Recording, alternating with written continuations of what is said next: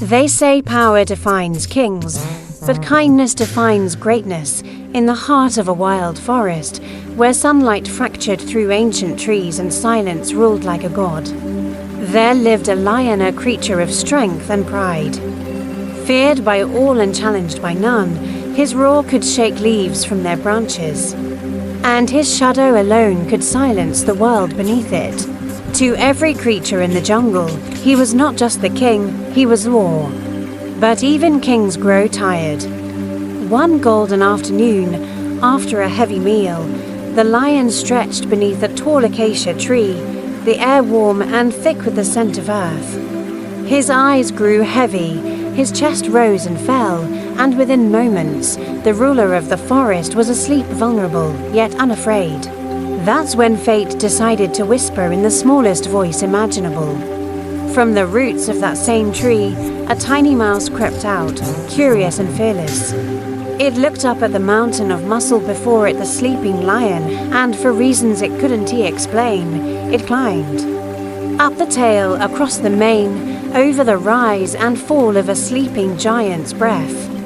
To the mouse, it was adventure. To the lion, it was an interruption he never asked for. The lion awoke with a thunderous growl, his paw striking the ground beside the trembling mouse. In another heartbeat, the king's claws could have ended the story there. But life, as it always does, had other plans. The mouse froze, shaking, and though no words were spoken, its tiny heartbeat said everything: fear, apology, hope. The lion stared down at the fragile creature, and for the first time in a long while, something other than hunger spoke inside him: mercy. He lifted his paw and let the mouse go. And that decision, so small, so simple, became the seed of a lesson that would grow into legend. The mouse vanished into the forest, heart pounding, whispering silent gratitude to the one who had spared it. Days passed. The jungle returned to its rhythm, hunters and hunted, rain and silence, life and death moving in endless circles. But far from the lion's domain, something unnatural crept in then. Hunters with ropes and traps. With hearts colder than stone and eyes fixed on trophies, they came for the king one dawn. The lion followed the scent of water near the clearing. He didn't notice the ropes laid across the ground like serpents. With one careless step, the trap snapped shut, and the king of the jungle fell caught in a net, bound by the hands of greed. His roars tore through the forest, echoing off every trunk, every leaf, every frightened heart. And somewhere, deep beneath the roots of an old tree, a tiny mouse heard the cry. It stopped, listening, the way one listens to a memory. The sound of that roar, it knew it. The king was in danger. Without hesitation, the mouse ran. It ran through grass taller than its body, across thorns, through shadows that smelled of fear, until it reached the clearing where the lion lay trapped. There the king struggled, eyes burning with rage and pain. But when he saw the mouse, something softened. The mouse climbed the ropes, its small teeth working fast, cutting through each knot, each fiber, each thread that dared to hold a lion captive. Minutes passed. The jungle held its breath, and then the ropes gave way.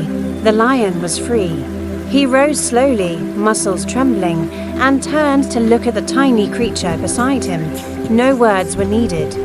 Between them stood a truth older than the trees themselves. No act of kindness is ever wasted. The lion bowed his head, a gesture of gratitude no creature had ever seen from a king.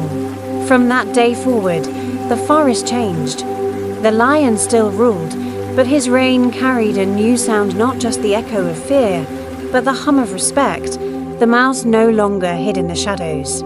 Sometimes, at sunrise, the two could be seen walking together, giant and small. Strength and humility, bound not by power, but by a promise. The hunters never returned. Perhaps they heard the roar that carried not anger, but warning, or perhaps, as the old ones say, the forest itself decided to protect its own. Seasons came and went. The lion grew older, wiser. The mouse lived free, fearless, and proud. And when their time came to rest beneath the same acacia tree, the wind carried their story through the leaves, a whisper reminding all who would listen. Power can command obedience, but kindness commands the soul. Mercy may seem small, but it shakes the world in ways strength never could. So if you ever doubt the power of your own smallness, remember this: even the tiniest heart can save a king.